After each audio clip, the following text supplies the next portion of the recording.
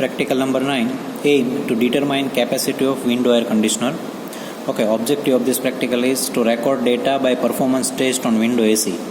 બરાબર, window AC પર આપણે ડેટા રેકોર્ડ કરશું, જે કે આપણે પરફોર્મન્સ ટેસ્ટ કરશું આના આધાર પર ડેટા રેકોર્ડ કરશું એન્ડ એ ડેટા પરથી two determine COP and capacity of the સિસ્ટમની સીઓપી ફાઇન્ડ કરશું અને સિસ્ટમની કેપેસિટી ફાઇન્ડ કરવાના છે. ઓકે, ચલો પ્રેક્ટિકલ કઈ રીતના પરફોર્મ કરવાના છે. તો ફર્સ્ટ પ્રોસિજર જોઈએ. ફર્સ્ટ પ્રોસિજર શું છે? First connect the supply cable to regulated or stabilize power supply on કરીએ. Switch on the main switch means power supply on કરો.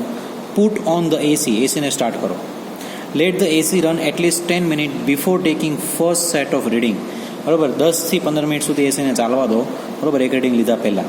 બરાબર, then record the DBT and WBT means dry bulb temperature and wet bulb temperature at the inlet and at the outlet of the air passage. બરાબર, મતલબ inlet એટલે જે ગરમ હવા એસીની અંદર દાખલ થાય છે એ જગ્યા પર એર માટે ડ્રાય બલ્બ ટેમ્પરેચર અને એર માટે વેટ બલ્બ ટેમ્પરેચર ફાઇન્ડ કરો.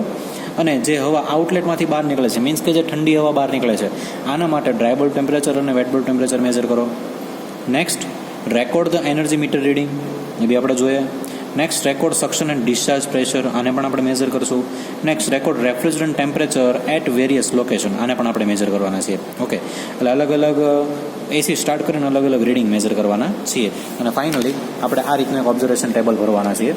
અને ઓબ્ઝર્વેશન ટેબલની અંદર ઇનલેટ એર ટેમ્પરેચર એના માટે DBT WBT, outlet air temperature એના માટે DBT WBT, suction pressure, discharge pressure, આ 4 ટેમ્પરેચર જેમ કે કમ્પ્રેશનનો ટેમ્પરેચર, કન્ડેન્સેશનનો temperature, expansion temperature and evaporation temperature, આવી રીતના R22 રેફ્રિજરન્ટના ટેમ્પરેચર મેજર કરવાના છીએ.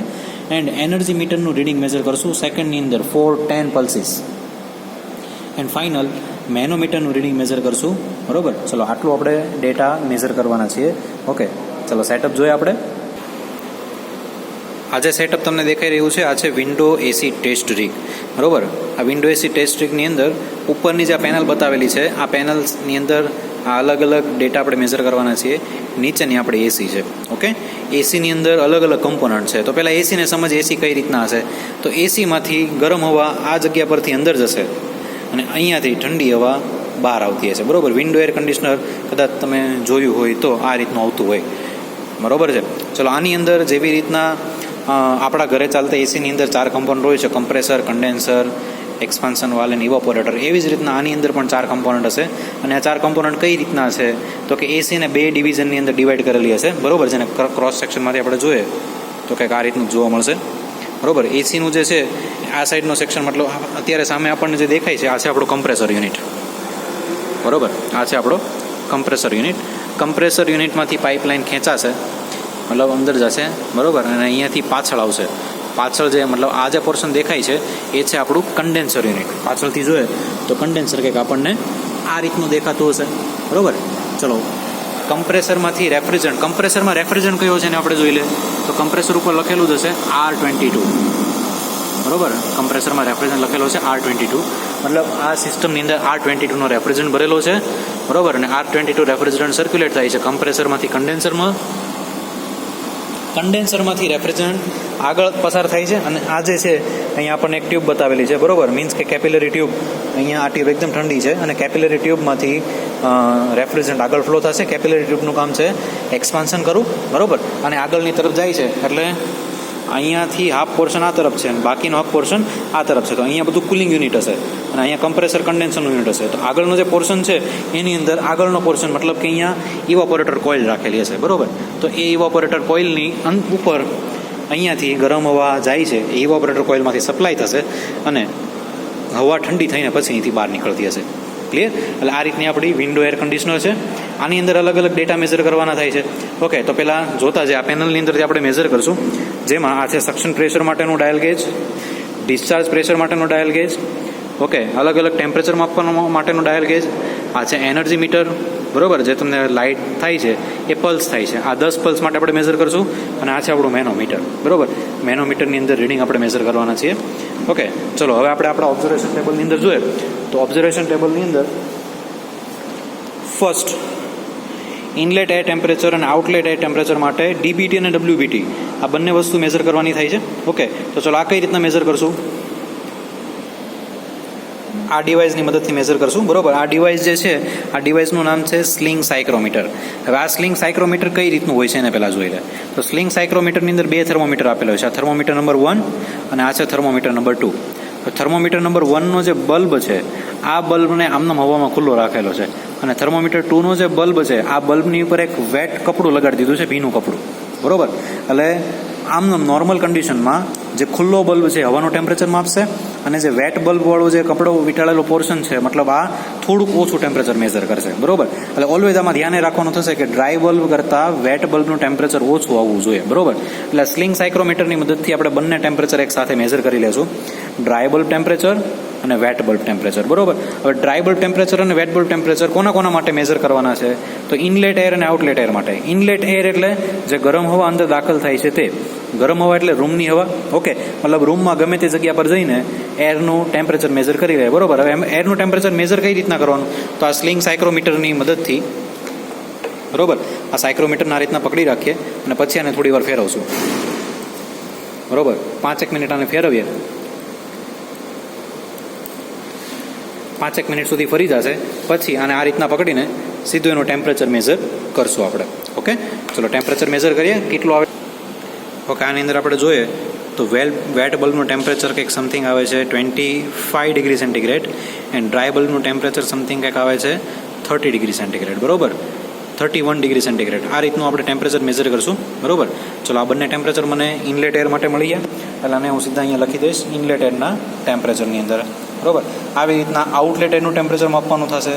તો આઉટલેટ એરનું ટેમ્પરેચર આપણે ક્યાં જઈને માપશું? સેમ સાયક્રોમીટરનો જ યુઝ કરશું, બટ આઉટલેટ એરનું ટેમ્પરેચર માપવા માટે આ જ સાયક્રોમીટરને આપણે જે જગ્યા પરથી એસીમાં ઠંડી હવા બહાર નીકળે છે, આ જગ્યા પર લઈ જઈને એની સામે આ રીતના ફેરવશું, બરોબર. 5 મિનિટ સુધી આપણે ફેરવશું.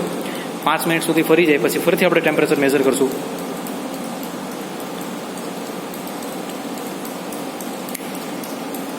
બરોબર. ચલો, 5 મિનિટ સુધી ફરી જાય પછી આપણે ફરીથી ટેમ્પરેચર મેઝર કરીએ, અને ટેમ્પરેચર મેઝર કરીએ ત્યારે એની અંદર ફરીથી ટેમ્પરેચર માપીએ. તો ટેમ્પરેચર માપવા જાય તો ડ્રાય બલ્બનું ટેમ્પરેચર કંઈ સમથિંગ આવે છે 29 ડિગ્રી સેન્ટીગ્રેડ, એન્ડ વેટ બલ્બનું ટેમ્પરેચર આવે છે કંઈ 24 ડિગ્રી સેન્ટીગ્રેડ સમથિંગ આવે છે, બરોબર. એટલે ઠંડી હવાનું ટેમ્પરેચર, બંને ટેમ્પરેચર થોડા ઓછા થઈ ગયેલા હશે, બરોબર. અને આ બંને ટેમ્પરેચરને આની અંદર આપણે લખી દઈશું ઓબ્ઝર્વેશન ટેબલની અંદર. ચલો, ઓબ્ઝર્વેશન ટેબલની અંદર મારા બે ડેટા ફિલઅપ થઈ ગયા. ત્યારબાદનો ડેટા છે સક્શન પ્રેશર, અને એ છે કેજી પર સેન્ટીમીટર સ્ક્વેરની અંદર. તો સક્શન પ્રેશર માટે આ મારા સક્શન પ્રેશરનું ઇન્ડિકેટર છે. તો સક્શન પ્રેશરની અંદર આપણે જોઈએ તો એમાં કેજી પર સેન્ટીમીટર સ્ક્વેર મતલબ બ્લેક લાઇન. તો બ્લેક લાઇનની અંદર અત્યારે જોઈએ તો 4.9 સમથિંગ અરાઉન્ડ છે, 4.9 સમથિંગ અરાઉન્ડ, બરોબર. આપણે બહારનું પ્રેશર જ જોવાનું થશે, આ કપો જોવાનો થશે. એટલે 4.9 સમથિંગ અરાઉન્ડ એનું પ્રેશર આવે છે, સક્શન પ્રેશર.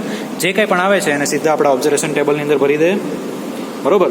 ડિસ્ચાર્જ પ્રેશર, દેન ડિસ્ચાર્જ પ્રેશર કેટલું આવે છે? તો આપણું ડિસ્ચાર્જ પ્રેશરનું ઇન્ડિકેટર છે.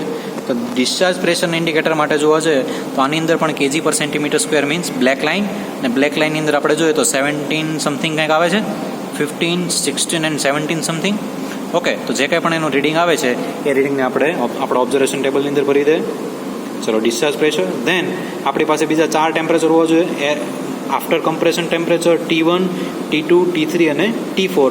આ ચારે ટેમ્પરેચર આપણે આ જે સેન્સર પેનલ બતાવેલી છે આ પેનલ પરથી માપશું, બરોબર. આ પેનલ પરથી માપવા માટે 1 નંબર પર જે ટેમ્પરેચર આવે છે, 1 નંબર એ છે આફ્ટર ઇવાપોરેશન, બરોબર. એટલે મતલબ આપણું T4 થશે. આફ્ટર ઇવાપોરેશન ટેમ્પરેચર એનું T3 મતલબ આટલું થાય છે. ચલો, T2 લે તો T2માં આપણો પ્રોબ્લેમ છે માઇનર, બરોબર, થોડુંક. એટલે T2 અહીંયાથી મેઝર નહીં થાય, એ રીતના T3 માપીએ. તો T3 મતલબ આફ્ટર કન્ડેન્સેશન થઈ ગયા પછીનું ટેમ્પરેચર આવે છે 41 degree centigrade, and then after expansion, તો એક્સપાન્શન થઈ ગયા પછીનું ટેમ્પરેચર આવે છે આપણું 13 ડિગ્રી સેન્ટી. એ તો 4 સ્ટેડી થવા દે પહેલાં.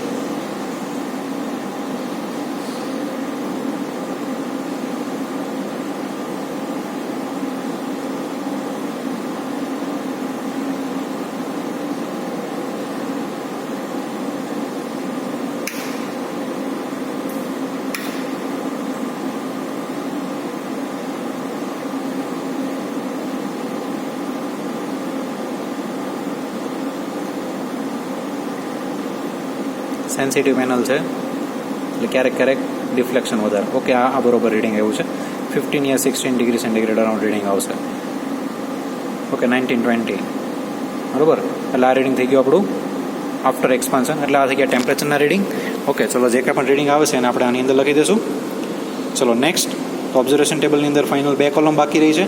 એમાં એક છે એનર્જી મીટરનું રીડિંગ, સેકન્ડ પર 10 પલ્સ. ઓકે, તો આપણું એનર્જી મીટર છે. આ એનર્જી મીટરની અંદર તમને પલ્સ થતા દેખાતા હશે બરોબર. આ જે પલ્સ થાય છે એ 10 પલ્સ કાઉન્ટ કરવાના.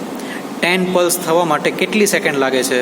જેટલી પણ સેકન્ડ લાગે છે એ સેકન્ડને આની અંદર લખી દો બરોબર. સ્ટોપ વોચ સ્ટાર્ટ કરીને આપણે મેઝર કરશું અને આપણા 10 પલ્સ માટે 11.21 જેટલું લાગેલું હતું, એટલા માટે મેં અહીંયા લખી દીધું 11.21. એન્ડ લાસ્ટ છે મેનોમીટર રીડિંગ બરોબર. મેનોમીટરનું જે રીડિંગ છે ઓફ લિક્વિડમાં માપવાનું છે. તો આ છે આપણું મેનોમીટર. તો મેનોમીટરની અંદર રીડિંગ માપવા માટે અહીંયા જે તમને લિક્વિડ દેખાય છે આ મેનોમેટ્રિક ફ્લુઇડ છે બરોબર. તો મેનોમેટ્રિક ફ્લુઇડની ડેન્સિટી અને બધી વસ્તુ આપણને ખ્યાલ હશે બરોબર. ચલો આ રીડિંગ માપવા માટે કઈ રીતના માપશું? તો અત્યારે આપણને કેટલું બતાવે છે? તો કે ઉપરનો કાપો જોવાનો બરોબર. અહીંયા જે ઉપરનો જે કાપો બતાવે છે એ જોવાનો, નીચેનો નહીં. ઉપરનો જોવા જઈએ તો સમથિંગ અરાઉન્ડ 4.5 સમથિંગ જેટલું કંઈ છે બરોબર. 4.5 સમથિંગ જેટલું કંઈ રીડિંગ બતાવે છે બરોબર. એટલે આ છે. જે કંઈ પણ રીડિંગ આવશે આ રીડિંગને આપણે આપણા ઓબ્ઝર્વેશન ટેબલની અંદર ભરી દઈશું બરોબર. ચલો આ રીતના આપણે આપણું ઓબ્ઝર્વેશન ટેબલ બનાવશું અને ઓબ્ઝર્વેશન ટેબલ બની ગયા પછી ફાઇનલ આપણે કેલ્ક્યુલેશન કરશું બરોબર. અને કેલ્ક્યુલેશન થઈ ગયા પછી જે કંઈ પણ આન્સર આવશે એ બધા જ આન્સરને આપણે રિઝલ્ટ ટેબલની અંદર ભરવાના છે. આ રીતના આપણું ફાઇનલ કેલ્ક્યુલેશન થશે અને ફાઇનલ આપણું રિઝલ્ટ ટેબલ તૈયાર થશે. ક્લિયર? ચલો આ થઈ ગયું આપણું performance of window AC test rig.